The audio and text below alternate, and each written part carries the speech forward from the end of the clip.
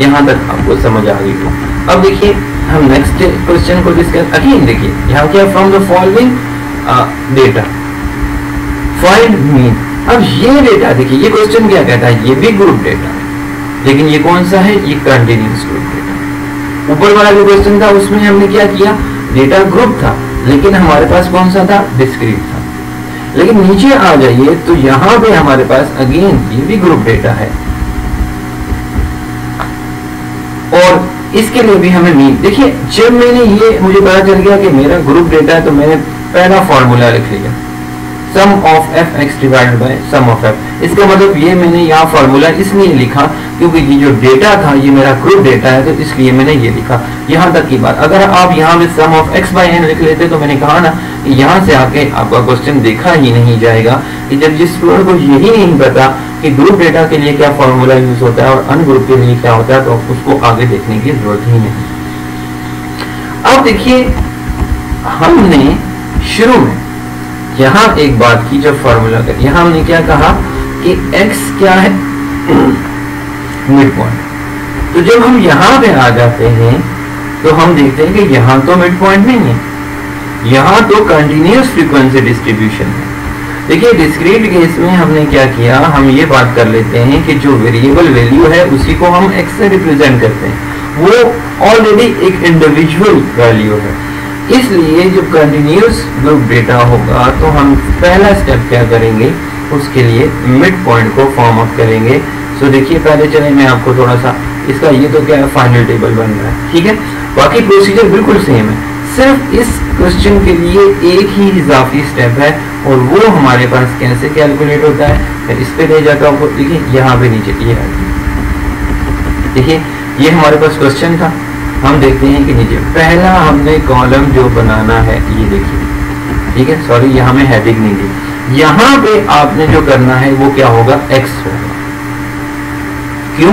क्योंकि देखिए पहला स्टेप हमने क्या करना है, जब सोल्यूशन करते हो आपने फॉर्मूला लिख लिया, और उसके बाद ये जो हेडिंग है इसको आपने x की हेडिंग देनी है। सॉरी मुझसे मिस हो गया, यहाँ पे आपने x लिखना है। जैसे देखिए आपने यहाँ पे हमने डिस्क्रीट केस में इसको x कह दिया था ऊपर ये, तो हम यहाँ पे उसकी हेडिंग क्या कर लेंगे, एक्स आई या एक्स लिख लीजिए सिंपल, तो ये हो जाता है। ये पहली चीज है जो हमने यहाँ पे करना है, क्या होगा वो एक्स आ जाएगा। अब आगे देखिए, आगे हम जाते हैं तो हमें सॉरी अच्छा कॉलम में हमने ये कर लिया, ये क्या है, ये मिड पॉइंट, ठीक है। मिड पॉइंट हम कैसे लेके आते हैं, sum of values means lower limit plus upper limit divide by 2।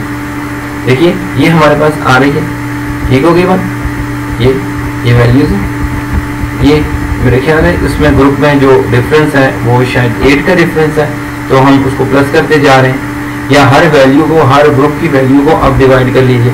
ये देखिए हम मिड पॉइंट कैसे निकालते हैं, इन दोनों को प्लस किया डिवाइडेड बाय 2, इन दोनों को प्लस किया, इन दोनों को, क्योंकि यहाँ इक्वल इंटरवल है, 8 का इंटरवल आ रहा है, तो पहला मिड पॉइंट आपने फॉर्म अप किया, उसमें 8 प्लस किया तो नेक्स्ट आ गया, फिर 8 किया। डेफिनेटली ये आप ऑलरेडी कर चुके हैं, इसमें इतनी एक्सप्लेनेशन की जरूरत नहीं।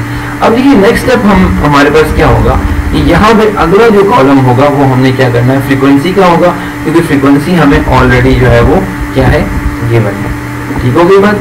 देखिए वो बिल्कुल इस तरह का आ जाएगा, ये फॉर्म आपके पास बन जाएगी, जैसे ये आ रही है, ये क्या होगा, मिड पॉइंट आप डिफाइन और साथ उसकी फ्रीक्वेंसीज करके, जो हमें यहाँ पे इस क्वेश्चन के मुताबिक हमारी जो फ्रीक्वेंसी है वो फ्रीक्वेंसी क्या है, वो ये है, 3 है, 11 है, 16 है, 19 है, ये हम करेंगे। तो देखिए उसके बाद सिमिलर है, जिस तरह ये एक इजाफी चीज जब आप कैलकुलेट कर लेते हो, मिड पॉइंट कर लेते हो, तो उसके बाद फ्रीक्वेंसी का कॉलम है, उसके बाद फ्रीक्वेंसी कॉलम के बाद हमें थर्ड कॉलम बनाना है जिसमें एफ और एक्स का प्रोडक्ट लेना है। सो ये क्वेश्चन आपने जो है वो कंप्लीट करना है, इसकी प्रैक्टिस करिएगा। ये देखिए ये कंप्लीट मैंने इसको एक टेबल फॉर्म में आपके सामने कर दिया। देखिए आप पहला स्टेप क्या करोगे, इसके मिड पॉइंट फाइंड आउट करोगे। मिड पॉइंट क्यों करोगे, क्योंकि एक्स हमारे पास यहाँ पे गिवन नहीं है। डिस्क्रीट केस में ये गिवन था जो वेरिएबल वैल्यू थी, लेकिन यहाँ कंटिन्यूअस ग्रुप है तो नहीं गिवन। तो सबसे पहले हम क्या करेंगे, इसको मिड पॉइंट में बनाएंगे।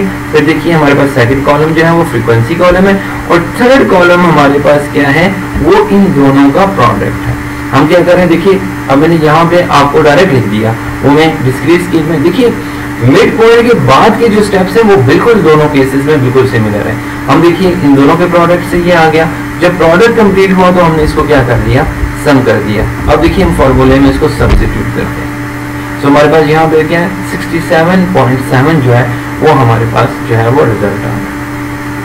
होपफुली ये चीज आपको समझ आ गई होगी। अब देखिए यहाँ मैंने एक चीज आपको लिखी है।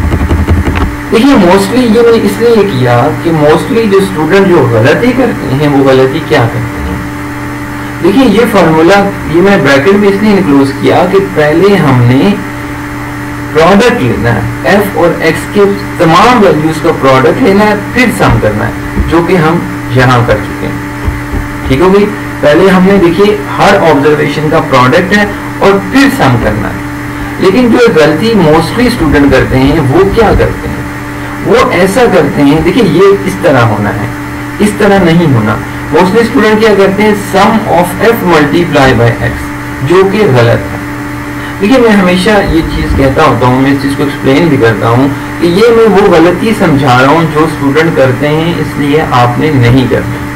इस गलती को मैं मेंशन कर रहा हूँ, लेकिन फिर भी अगर आप इस गलती को करेंगे तो मैं हमेशा क्लास में कहता होता हूँ कि मैं 0 मार्क्स की बजाय मैं नेगेटिव मार्किंग करूंगा कि जिसने ये चीज को किया, क्योंकि ये मैं पहले ही मेंशन कर रहा हूँ कि ये फॉर्मूला इस बात को कहता है कि पहले फ्रीक्वेंसी और एक्स के प्रोडक्ट को करने हैं और फिर उसको सम अप करना है। ऐसा नहीं करना कि पहले सम ऑफ फ्रीक्वेंसी और एक्स मींस ये ऐसे स्टूडेंट कर लेते हैं जैसे कि सम ऑफ फ्रीक्वेंसी क्या है 50 है, क्या कर देते हैं 50 को मल्टीप्लाई करके 48.5 से लिख लेते हैं, फिर 50 को मल्टीप्लाई करके इससे लिख लेते हैं, फिर 50 से मल्टीप्लाई करके लिखते हैं, जो कि गलत है। इसलिए याद रखिएगा ये चीज आपने नहीं करनी। हर फ्रीक्वेंसी अपने वेरिएबल के साथ प्रोडक्ट होगी, सम ऑफ फ्रीक्वेंसी हर वेरिएबल के साथ प्रोडक्ट नहीं करेगी, ये बात आपने याद रखनी है। अब देखिए मैं स्टार्ट के बिल्कुल शुरू में चला जाता हूँ जहां मैंने इसकी डेफिनेशन की थी। देखिए यहाँ हमने एक बात कही कि अब हम देखना चाहते हैं कि हमने जो एवरेज निकाली है या अरिथमेटिक मीन निकाली है वो क्वेश्चन हमारा ठीक है या गलत। लेकिन यहाँ मैं एक चीज लिख रहा हूँ कि लिखा कि जो एवरेज वैल्यू होती है वो समवेयर इन द डेटा होती है। अब हम तीनों क्वेश्चंस में एक चीज देखते हैं कॉमन कि क्या ये डेटा के अंदर मौजूद है भी कि नहीं। देखिए पहला क्वेश्चन हमारे पास आया 39.5, तो अब देखिए कि डेटा हमारे पास ये है, ये डेटा है, तो 39.5 अगर हम देख लेते हैं आसानी के लिए, तो देखिए सबसे छोटी वैल्यू आपके पास मेरे ख्याल में 32 है और मैक्सिमम वैल्यू कितनी है 45 है, तो इसका मतलब 39.5 जो है विद इन, देखिए 39.5 इस डेटा में नहीं है, ये फिगर इसमें नहीं है। हम ये बात करते हैं somewhere in the data, data के इनसाइड होगी। ये 32 से लेस नहीं हो सकती और 45 से अब 48 से अबव नहीं हो सकती। अगर आपका क्वेश्चन 48 से अबव या 32 से बिलो आ जाता है तो उसका मतलब कि आपने क्वेश्चन में कोई गलती की है, क्योंकि आपका आंसर जो होता है इनसाइड द डेटा सेट होना चाहिए। मैं फिर कह रहा हूँ इनसाइड, समवेयर इनसाइड, एग्जैक्ट वो पॉइंट नहीं मौजूद होता। जैसे देखिए 39.5 यहाँ मौजूद नहीं है, इसलिए इस बात को याद रखिएगा कि ये डेटा के अंदर होनी चाहिए। अब देखिए दूसरी वैल्यू हम देखते हैं, दूसरा अगर क्वेश्चन को हम देखें तो हमारे पास आंसर आया था 54.95। तो हम देखते हैं क्योंकि वेरिएबल जो है हमारा कौन सा है, वो ये वेरिएबल है ये, तो देखिए 50 क्या आया 54.95, तो देखिए 54.95 इसके अंदर मौजूद है, ठीक है, इससे बाहर नहीं है। अगर ये 50 से बिलो या 61 से अबव होता तो फिर इसका मतलब हमारे क्वेश्चन में कोई गलती है। लेकिन क्योंकि अब ये हम ये बात करते हैं कि एवरेज जो है समवेयर इन द डेटा होनी चाहिए, सो वो भी हमारे पास इस बात को हो रही है। दूसरी बात देखिए लास्ट क्वेश्चन में हमारे पास 67.7 है, तो इसको मिड पॉइंट में देखिए, तो देखिए ये भी यहाँ पे इनसाइड द डेटा है। सो हमारे पास यहाँ तक हम इस बात को अंडरस्टैंड करते हैं कि हमारा ये क्वेश्चन जो तीनों हमने किए हैं ये क्वेश्चन हमारे ठीक है। इस बात को याद रखिएगा, मैं फिर कह रहा हूँ कि एग्जैक्ट एक्चुअली ये फार्मूला है कि पहले हर फ्रीक्वेंसी अपने कॉरस्पॉन्डिंग वेरिएबल से प्रोडक्ट करती है और फिर उनको हम सम करते हैं। ये बात नहीं है sum of frequency multiply by X नहीं है। अब देखिए एक बात आप याद रखिएगा, इसके बाद जो हमारे जो दो एवरेज हमने करनी है वो हमारे पास क्या है, ज्योमेट्रिक मीन है और हार्मोनिक मीन है। देखिए जब हम अगर ग्रुप डेटा की बात करेंगे ना तो उसमें पहले जो स्टेप्स है, अनग्रुप में थोड़ा सा फार्मूले डिफरेंट है, लेकिन जो अगर हम बात करें ना कि ग्रुप डेटा में, तो वहाँ पे पहला स्टेप उसका ये जो एक्स वाला स्टेप है ये वहाँ पे भी मौजूद है। अगर डेटा डिस्क्रीट होगा तो डिस्क्रीट डेटा में जो ग्रुप्स होंगे उनको हम एक्स से रिप्रेजेंट करेंगे। और अगर कंटिन्यूस होगा तो वो उसमें भी पहली बात हम क्या करेंगे, मिड पॉइंट निकालेंगे।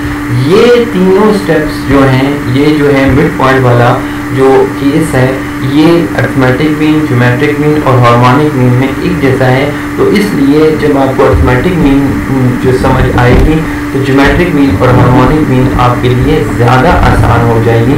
सो यहाँ तक मैं आज का जो है लेक्चर एंड करता हूँ। तो आपने इसको बहुत कंसंट्रेशन से करना है ताकि आप लोग नेक्स्ट जो क्वेश्चन हैं उनको आसानी के साथ समझ कर रहे हैं, क्योंकि मैंने यहाँ पे बड़े इसको बहुत डिटेल में कोशिश की है कि आपको हर चीज़ समझ आ जाए। इसकी प्रैक्टिस ज़रूर करिए, लाजमी इसकी करिएगा, क्योंकि अगर इन क्वेश्चंस को एक दफ़ा आप करेंगे फिर मैं कुछ क्वेश्चन देखिए बुक्स मौजूद हैं, हमने अपलोड की हुई हैं, आप उस चैप्टर को निकालिए, measurement of central tendency, average निकालिए, टॉपिक निकालिए, उससे रेलेवेंट आप उसके अंदर से प्रैक्टिस भी करिए और जो भी प्रॉब्लम होती है उस प्रॉब्लम को आप जो है वो डिस्कस कर सकते हैं। होपफुली आपको समझ आ गई होगी। अस्सलाम वालेकुम।